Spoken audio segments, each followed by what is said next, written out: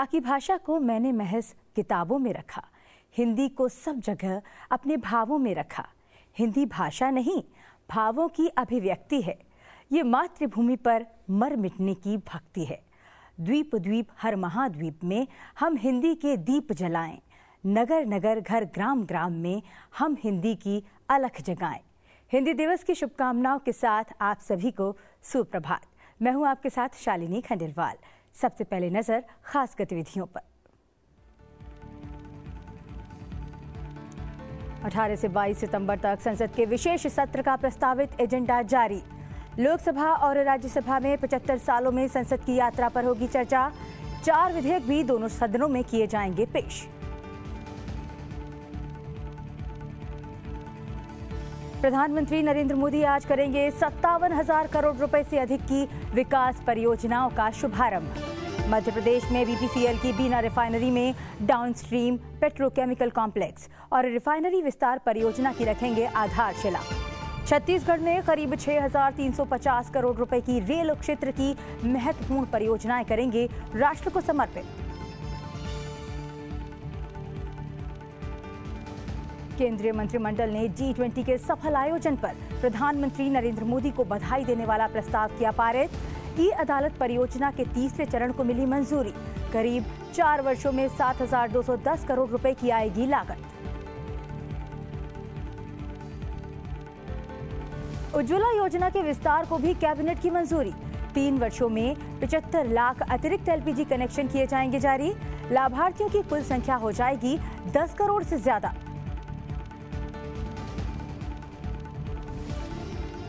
राष्ट्रपति द्रौपदी मुर्मू ने आयुष्मान भव अभियान का किया शुभारंभ।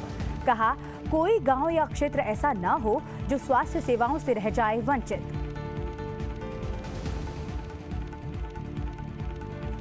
उपराष्ट्रपति जगदीप धनखड़ ने देश और संवैधानिक संस्थाओं की छवि धूमिल करने और गरिमा घटाने की कोशिश करने वालों की रणनीतियों को बेअसर करने का किया आह्वान। राष्ट्र की उपलब्धियां लोगों तक पहुंचाने में Indian council of world affairs की भूमिका को बताया महत्वपूर्ण।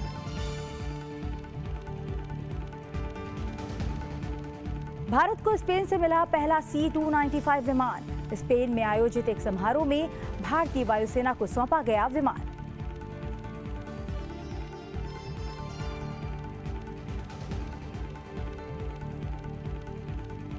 राष्ट्रीय हिंदी दिवस आज।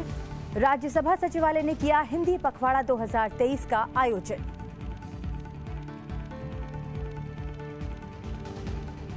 उपराष्ट्रपति जगदीप धनखड़ जयपुर में बांध सुरक्षा पर एक अंतर्राष्ट्रीय सम्मेलन का करेंगे उद्घाटन। टोंक और अजमेर में विभिन्न कार्यक्रमों में लेंगे हिस्सा।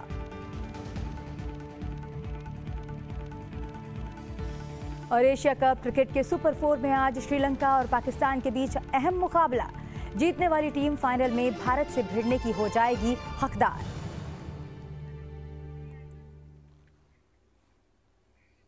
सुप्रभात में अब बात विस्तार से। 18 से 22 सितंबर तक संसद के विशेष सत्र का प्रस्तावित एजेंडा जारी कर दिया गया है। बुधवार को जानकारी साझा करते हुए बताया गया है कि सत्र के पहले दिन लोकसभा और राज्यसभा में 75 वर्षों में संसद की यात्रा पर चर्चा होगी। इस दौरान संविधान सभा से लेकर आज तक संसदीय यात्रा पर विमर्श होगा। वहीं सत्र के दौरान 4 विधेयकों को भी दोनों सदनों में पेश किया जाएगा। दरअसल 3 अगस्त को अधिवक्ता संशोधन विधेयक 2023 और प्रेस और आवधिक पंजीकरण विधेयक 2023 को राज्यसभा में पारित किया गया था। इन्हें अब लोकसभा में पेश किया जाएगा। वहीं राज्यसभा में 10 अगस्त को डाकघर विधेयक 2023 और मुख्य चुनाव आयुक्त और अन्य चुनाव आयुक्त नियुक्ति, सेवा की शर्तें और कार्यालय की अवधि विधेयक 2023 पेश किए गए थे, जिन पर अब विशेष सत्र के दौरान चर्चा होगी। इसके अलावा लोकसभा में जो अन्य बिल पेश किए जाएंगे उनमें पोस्ट ऑफिस बिल 2023, एडवोकेट संशोधन विधेयक 2023 और press and registration of periodicals bill 2023 शामिल हैं, जो पहले ही 3 अगस्त 2023 को राज्यसभा द्वारा पारित किए जा चुके हैं।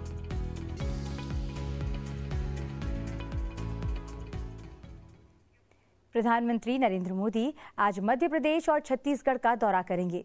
प्रधानमंत्री सुबह करीब 11:15 बजे मध्य प्रदेश के बीना पहुंचेंगे, जहां वे 50,700 करोड़ रुपए से अधिक की परियोजनाओं का शिलान्यास करेंगे।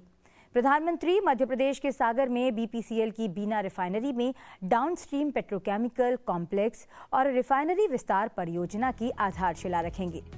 बीपीसीएल नए भारत की आकांक्षाओं के अनुरूप बीना रिफाइनरी में आधुनिक पेट्रोकेमिकल कॉम्प्लेक्स विकसित कर रहा है। 49,000 करोड़ रुपए के निवेश से बुंदेलखंड के समूचे क्षेत्र में समृद्धि और खुशहाली आएगी। इस परियोजना के अंतर्गत बीना रिफाइनरी की क्षमता बढ़कर 110 लाख मीट्रिक टन प्रतिवर्ष हो जाएगी। इससे 2200 किलो टन पेट्रोकेमिकल से अधिक उत्पादन होगा। ये परियोजना 5 वर्ष में पूरी होगी।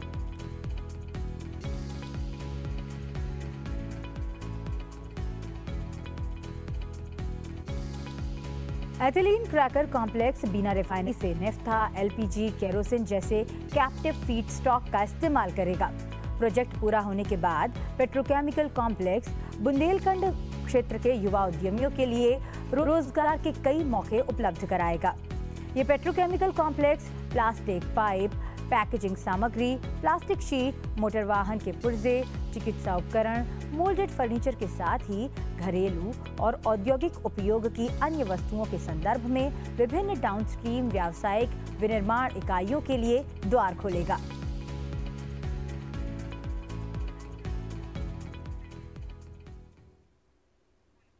प्रधानमंत्री मध्य प्रदेश के बाद छत्तीसगढ़ के रायगढ़ पहुंचेंगे, जहां वो रेल क्षेत्र की महत्वपूर्ण परियोजनाएं राष्ट्र को समर्पित करेंगे।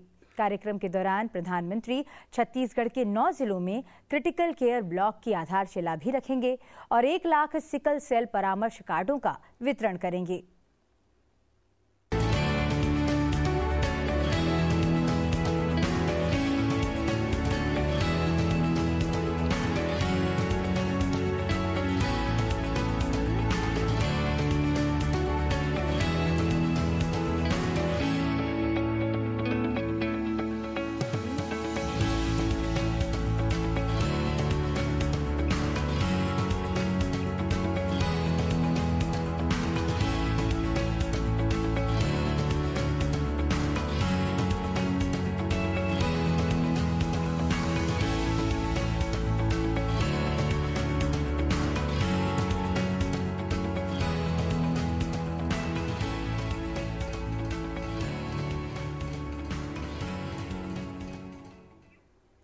उपराष्ट्रपति जगदीप धनखड़ आज राजस्थान में जयपुर, टोंक और अजमेर में विभिन्न कार्यक्रमों में हिस्सा लेंगे।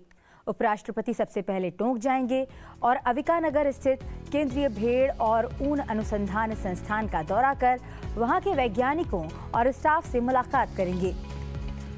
उपराष्ट्रपति जयपुर में बांध सुरक्षा पर आयोजित एक अंतर्राष्ट्रीय सम्मेलन में मुख्य अतिथि के तौर पर भाग लेंगे और सम्मेलन को संबोधित करेंगे। उपराष्ट्रपति जोबनेर स्थित श्री कर्ण नरेंद्र कृषि महाविद्यालय के स्थापना दिवस समारोह में भी शामिल होंगे। वहां वे महाविद्यालय के शिक्षकों और विद्यार्थियों से संवाद करेंगे। अजमेर में उपराष्ट्रपति सुरसुरा स्थित वीर तेजाजी मंदिर में दर्शन और पूजा अर्चना करेंगे। इसके बाद उनका राजस्थान के सलेमाबाद के निम्बार्क तीर्थ जाकर वहां दर्शन करने का भी कार्यक्रम है। अपनी इस 1 दिवसीय यात्रा के दौरान उपराष्ट्रपति किशनगढ़ मार्बल एसोसिएशन का भी दौरा करेंगे और वहां के लोगों से मुलाकात करेंगे।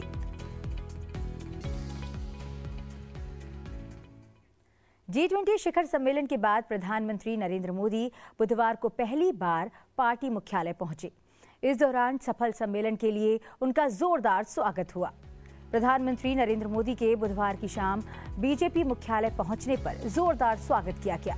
इस दौरान बीजेपी संसदीय बोर्ड की ओर से एक प्रस्ताव पारित कर भारत में G20 शिखर सम्मेलन की ऐतिहासिक और अभूतपूर्व सफलता पर प्रधानमंत्री नरेंद्र मोदी को बधाई दी गई। पार्टी ने कहा कि भारत की G20 की अध्यक्षता को हमेशा जनता के G20 के रूप में जाना जाएगा और इसे एक सच्चे जन संचालित प्रयास के रूप में देखा जाएगा। प्रधानमंत्री जब बीजेपी की केंद्रीय चुनाव समिति की बैठक में भाग लेने के लिए पार्टी मुख्यालय पहुंचे तो वहां मौजूद कार्यकर्ताओं ने उनके ऊपर फूलों की वर्षा की और मोदी मोदी के नारे लगाए।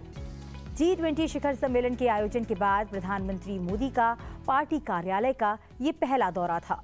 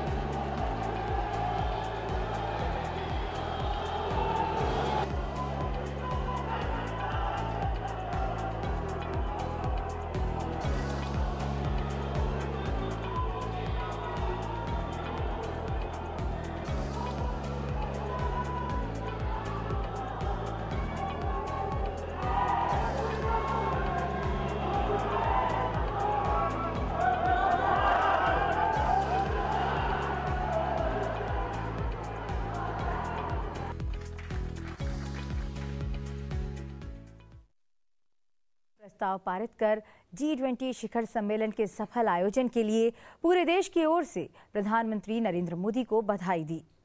मीडिया को संबोधित करते हुए सूचना और प्रसारण मंत्री अनुराग सिंह ठाकुर ने कहा कि बैठक में ये प्रस्ताव रक्षा मंत्री राजनाथ सिंह की ओर से पेश किया गया, जिसे सर्वसम्मति से पारित कर G20 के सफल आयोजन के लिए पूरे देश की ओर से प्रधानमंत्री नरेंद्र मोदी को बधाई दी गई। केंद्रीय मंत्री ने कहा कि G20 शिखर सम्मेलन की सफलता प्रधानमंत्री की दृढ़ इच्छा शक्ति और सक्षम नेतृत्व को दर्शाती है, जिसे न केवल भारत में बल्कि पूरी दुनिया में स्वीकार किया जा रहा है।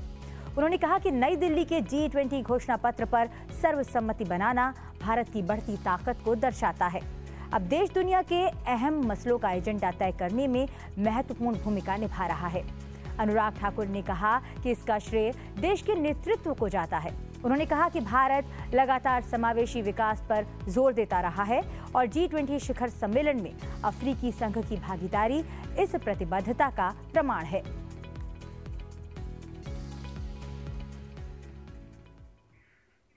प्रधानमंत्री नरेंद्र मोदी की अध्यक्षता में हुई केंद्रीय मंत्रिमंडल की बैठक में कई अहम फैसलों को मंजूरी दी गई है।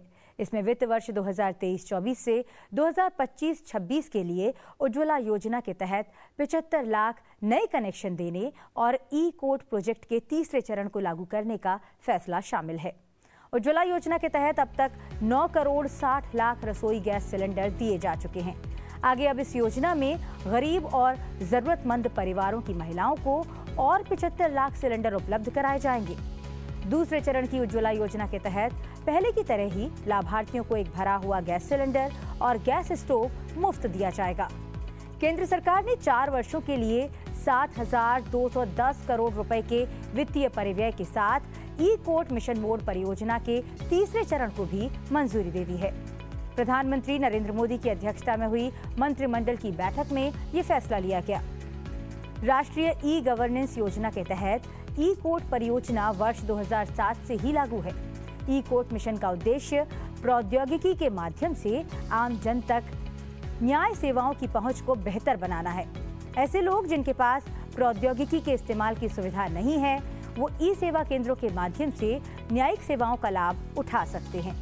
ई-कोट का उद्देश्य न्याय प्रणाली को ऑनलाइन और पेपरलेस बनाकर लोगों के लिए ज्यादा सुगम, किफायती और पारदर्शी बनाना है।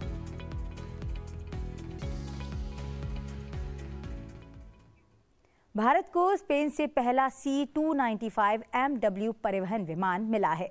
वायुसेना प्रमुख air chief marshal VR Chaudhari ने स्पेन के सेविले में पहला C-295 MW परिवहन विमान औपचारिक रूप से सौंपे जाने के समारोह में भाग लिया। भारतीय वायुसेना के अनुसार विमान को औपचारिक रूप से एयरबस द्वारा भारतीय वायुसेना को सौंपा गया।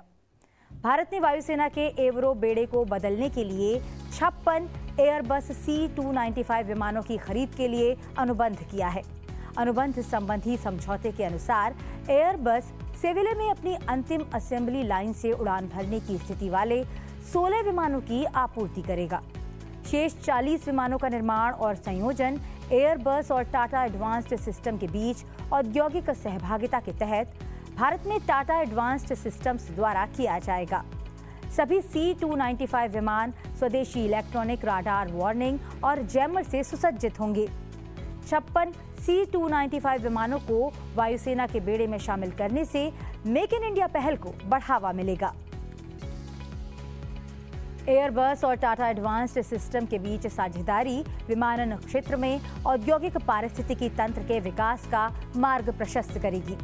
इस प्रक्रिया में विमान के संपूर्ण जीवन चक्र का विनिर्माण, संयोजन, परीक्षण, योग्यता, वितरण और रखरखाव शामिल होने से ये भारी निवेश को आकर्षित करेगा और इससे अप्रत्यक्ष रोजगार पैदा होंगे।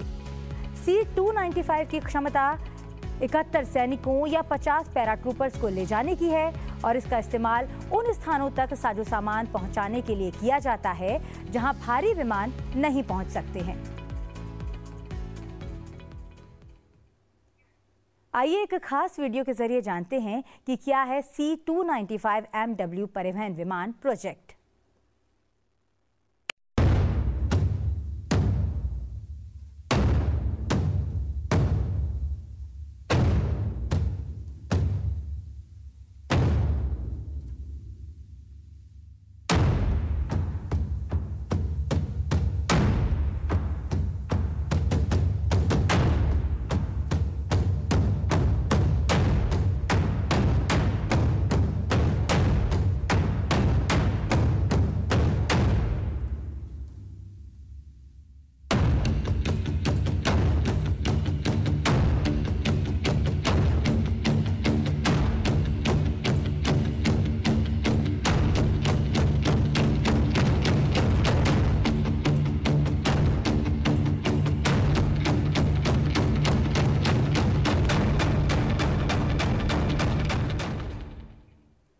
आज संसद भवन परिसर में संसद की 2 स्थायी समितियों की बैठक होगी। लोकसभा की अन्य पिछड़ा वर्ग के कल्याण संबंधी समिति की बैठक सुबह 11:30 बजे समिति कक्ष C संसदीय सौध में आयोजित की जाएगी। बैठक में गृह मंत्रालय के तहत CRPF और CISF में रोजगार में OBC के प्रतिनिधित्व को सुरक्षित करने और उनके कल्याण के लिए किए गए उपाय विषय पर ब्रीफिंग दी जाएगी।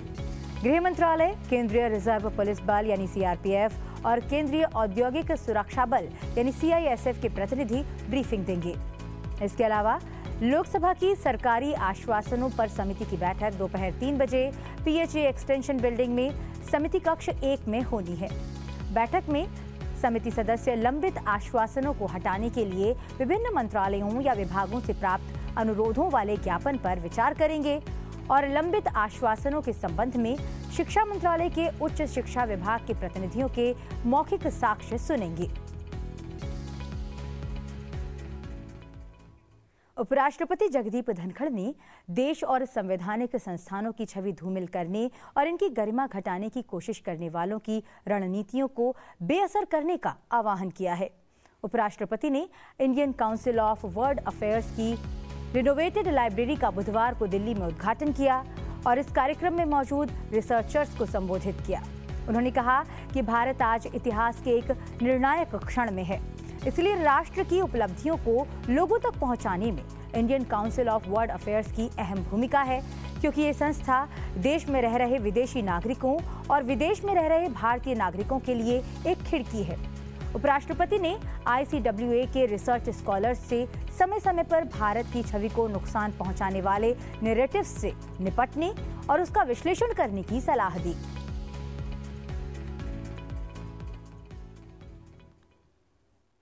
You are window of every citizen to the world, and you are window for every outsider to the great country. We are 1/6 of humanity. So your job is twofold. You have to make aware the outside world what is happening in this great country. Because India is in a defining moment of history. Certain things that are happening are beyond dream, imagination and conception of the outside world. They can never imagine that this could happen in a country that has diversity of religion, caste, creed, language, cuisine, everything. Each one of you has to engage into in-depth analysis of anti-national narratives, unwholesome parliamentary practices, and generate an ecosystem whereby we fall in line. Political stakeholding, we salute it. People will have their political views. उनका विवेक है, मैं support नहीं करता. We respect the other point of view.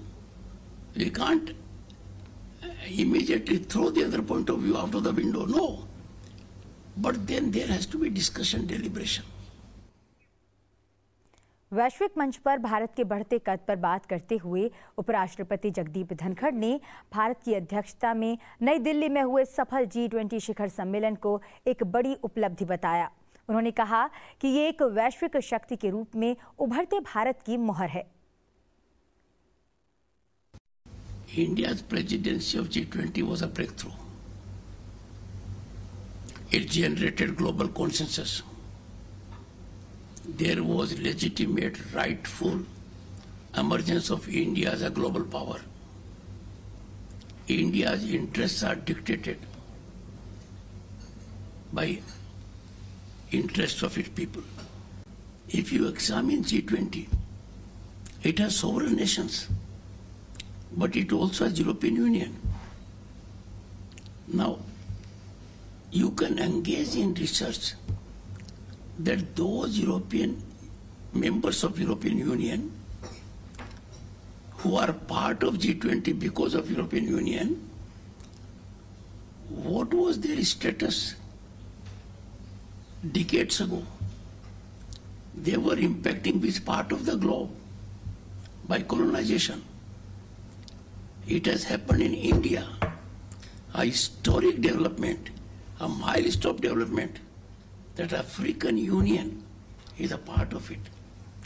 Juxtapose the two, you will know the difference. That's a great achievement. और अब बात करते हैं एशिया कप 2023 की।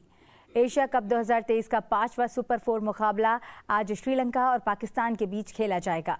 मैच कोलंबो के आर प्रेमदासा स्टेडियम में भारतीय समय के अनुसार दोपहर 3 बजे शुरू होगा। इसका टॉस दोपहर 2:30 बजे होगा।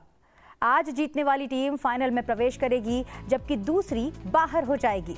यदि श्रीलंका हार जाता है तो एशिया कप इतिहास में पहली बार भारत और पाकिस्तान का फाइनल खेला जाएगा। श्रीलंका और पाकिस्तान के 2-2 पॉइंट्स हैं और मैच जीतने वाली टीम के पास 4 पॉइंट्स होंगे। भारत पहले ही 4 पॉइंट्स लेकर टूर्नामेंट के फाइनल में पहुंच चुका है। अगर मुकाबला बारिश की वजह से रद्द होता है तो श्रीलंका टीम फाइनल खेलेगी, क्योंकि उसका रन रेट पाकिस्तान से बेहतर है। श्रीलंका और पाकिस्तान के बीच अब तक 155 वनडे मुकाबले खेले जा चुके हैं। पाकिस्तान ने 92 और श्रीलंका ने 58 मैचों में जीत हासिल की है। 4 मैच नो रिजल्ट और 1 मैच टाई रहा है। वनडे फॉर्मेट में दोनों टीमें आखिरी बार 2019 में आमने सामने हुई थी, तब पाकिस्तान को जीत मिली थी।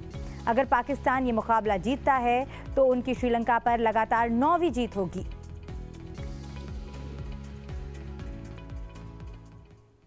अब बात करते हैं आज के दिन से जुड़े इतिहास की और जानते हैं आज के दिन से जुड़ी घटनाओं के बारे में। 14 सितंबर साल 1949 को संविधान सभा ने हिंदी को राजभाषा के रूप में अपनाया। आज ही के दिन इसे भारत गणराज्य की आधिकारिक भाषा के रूप में अपनाया गया। इसीलिए हर साल 14 सितंबर के दिन को हिंदी दिवस के रूप में मनाया जाता है। हिंदी दिवस के मौके पर भारत सरकार हिंदी पखवाड़ा मनाती है।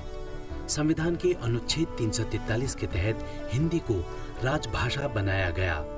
चीनी, स्पेनिश और अंग्रेजी के बाद हिंदी दुनिया की चौथी सबसे ज्यादा बोली जाने वाली भाषा है।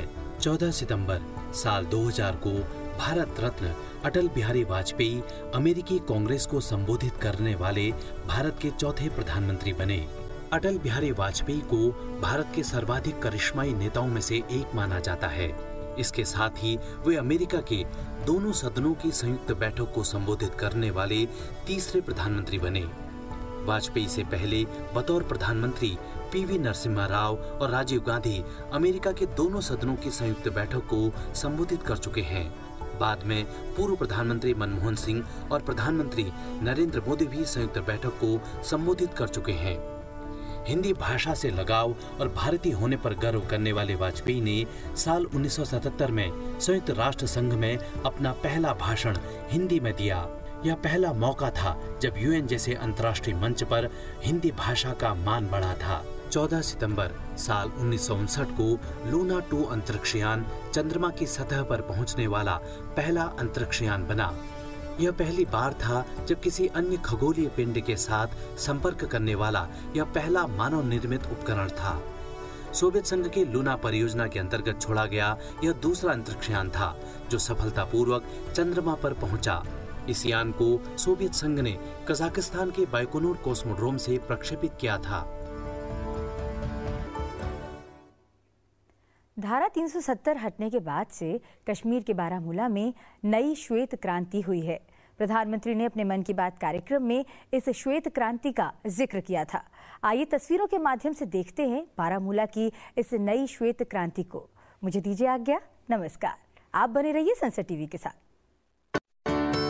धारा 370 हटने के बाद जम्मू कश्मीर तेजी के साथ विकसित हो रहा है।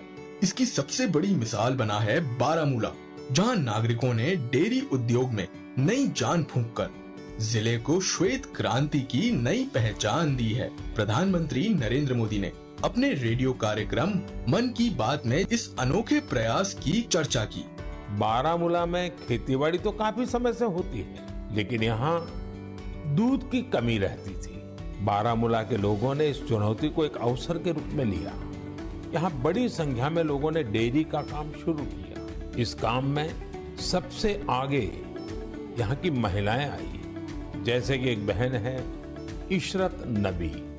इशरत एक ग्रेजुएट है और इन्होंने मीर सिस्टर्स डेयरी फार्म शुरू किया है। उनके डेयरी फार्म से हर दिन करीब 150 लीटर दूध की बिक्री हो रही है। ऐसे ही सोपोर के एक साथी हैं वसीम अनायत। एक और युवा आबिद हुसैन भी डेयरी का काम कर रहे हैं। ऐसे लोगों की मेहनत की वजह से ही आज बारामूला में हर रोज 5.5 लाख लीटर दूध उत्पादन हो रहा है।